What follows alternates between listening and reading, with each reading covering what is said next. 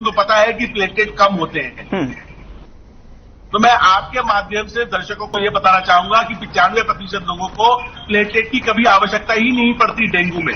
Platelet जब तक आपके 20,000 से ऊपर है, घबराने की आवश्यकता नहीं है, क्योंकि सबसे बड़ी प्रॉब्लम डेंगू में पैनिक है। हमारे दिमाग का डर है जो ये बोलता है कि 60,000 हो गए, 70,000 हो गए, 50,000 हो गए, हमें फटाफट जाके पपीते का पत्ते खाएं, बकरी का दूध पिए या अस्पताल में भर्ती हो जाए।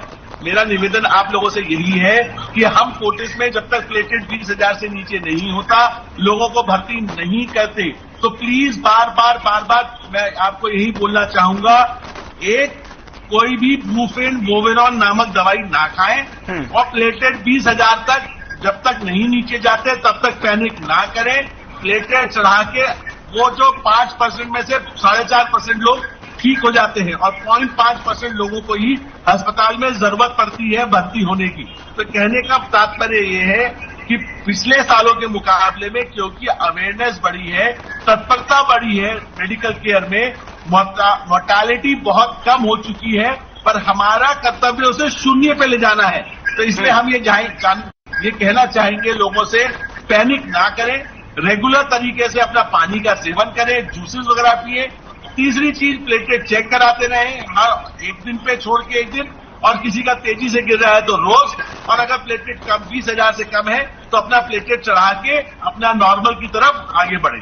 डॉक्टर भागवत, जैसे कि जो 1.5 लाख से ज्यादा नीचे जो प्लेटलेट्स हैं जो गिरने की लगती हैं, और ऐसे में जब लोगों को यानी कि पता नहीं रहता है कि जो है बुखार किस तरीके का बुखार आ रहा है, यानी कि देरी हो जाती है चेकअप में, उसके बाद उनको पता लगता है कि अचानक से जो है प्लेटलेट नीचे गिरती हुई नजर आ रही है, और ऐसे में आप कह रहे हैं पैनिक न करें, तो उसके लिए वो क्या करें? किस तरीके से जो है अपने आप को जो है उनकी प्लेटों को किस तरीके से सुधार करें, या फिर जो अमूमन जो समझते हैं कि डेंगू नहीं है या फिर कुछ और दूसरा तरीके का बुखार है, उसके बचाव में वो क्या कर सकते हैं? देखिए, बहुत सिंपल सी बात है, किसी भी वायरल इन्फेक्शन में प्लेटलेट काउंट नीचे गिरते हैं जी। शरीर में भगवान ने 5 से 8 गुना प्लेटलेट हमें ज्यादा दिए हैं, घबराइए मत।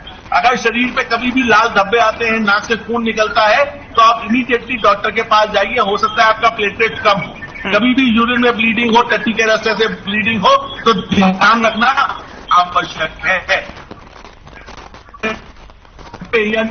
छोटे पेशेंट्स में हमारे हाथ लाल हो जाते हैं, तो धब्बों का होना और लाल होने में दोनों में अंतर है। छोटे छोटे अगर स्पॉट दिखते हैं जो नीले प्रकार के होते हैं, नीले प्रकार के जाके प्लेटलेट चेक कराएं।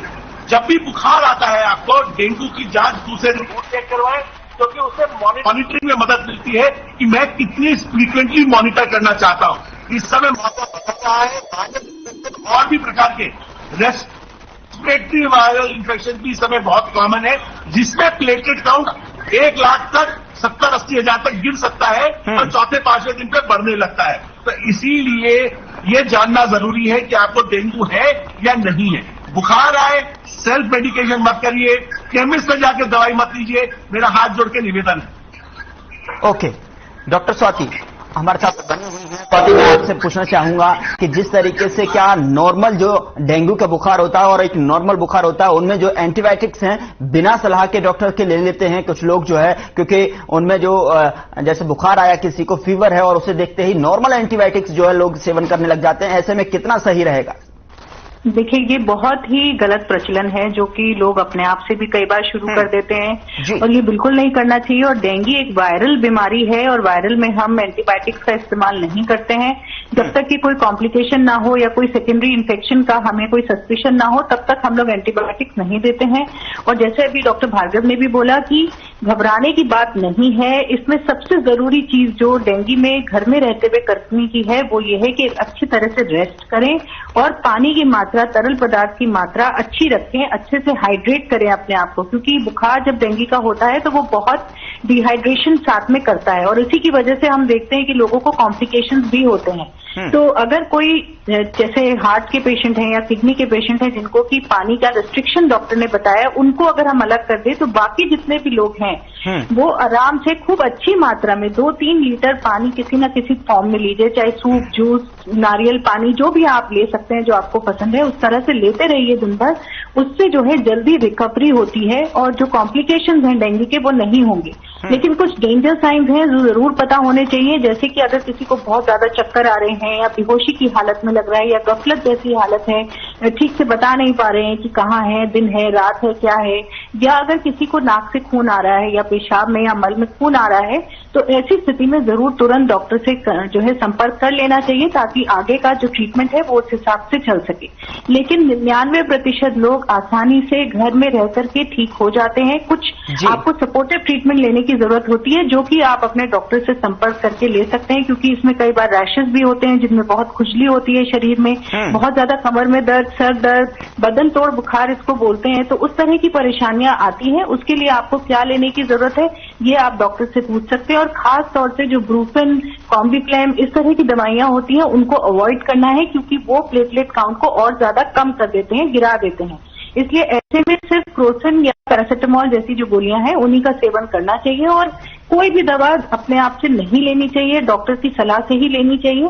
तो इन बातों का खास तौर से ध्यान रखें तो बहुत आसानी से डेंगू ठीक हो जाता है और लोग ठीक हो जाते हैं। साथ ही में इसमें कभी कभी हम देखते हैं कि लिवर के ऊपर भी प्रभाव पड़ता है, तो कुछ लोगों के जो लिवर के टेस्ट हैं वो गड़बड़ आते हैं और ऐसे में कई लोग पैनिक भी करते हैं कि ये तो शायद पीलिया हो गया है या कोई लिवर की परेशानी हो गई या कुछ हो गई है। तो जरूर डॉक्टर से संपर्क करें। ये डेंगू का ही एक जो है प्रभाव है जो लिवर के ऊपर पड़ता है और ये भी धीरे धीरे समय के साथ ठीक हो जाता है। डॉक्टर स्वाति, जिस तरीके से पिछली बार देखने को मिला, पिछले साल की मैं बात करूं, 2015 की मैं बात करूं, तो वहां पर जो आंकड़े थे वो 13 मौतों के थे, लेकिन इस बार जो है आंकड़े मौतों के जो ज्यादा बढ़ते जा रहे हैं वो 14 निकल कर आ गए हैं। तो ऐसे में तो लगातार जो डर बना हुआ है, जो भय व्याप्त है लोगों के अंदर जो है कि डेंगू होने के बाद जो है क्या तबीयत जो है किस तरीके से रिकवर कर सकती है, किस तरीके से सही हो सकते हैं, उसको लेकर डर का माहौल है, लोगों के लिए क्या कहेंगे आप?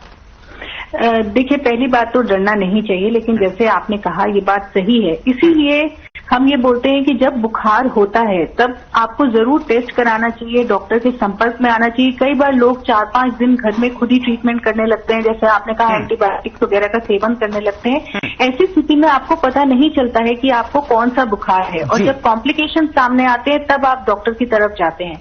तो अगर आप समय से टेस्ट कराएं, अपने डॉक्टर से संपर्क में रहें, तो ये पता रहेगा कि डेंगू है या नहीं है। और एक बार मालूम हो तो इंसान का जो सजगता का एक पैमाना होता है वो बढ़ जाता है। आपको पता होता है कि हमें डेंगू है तो हमें इन बातों का ध्यान रखना है, हमें इस तरह से खाना है, पीना है, तो आप जो है कॉम्प्लिकेशंस वगैरह से ज्यादा आसानी से बच जाते हैं। लेकिन जब हम इग्नोर करते हैं चीजों को और ये सोचते हैं कि खुद ठीक कर लेंगे या खुद अपने आप से दवा ले लेंगे, तो ऐसी स्थिति में ज्यादा परेशानियां सामने आती हैं।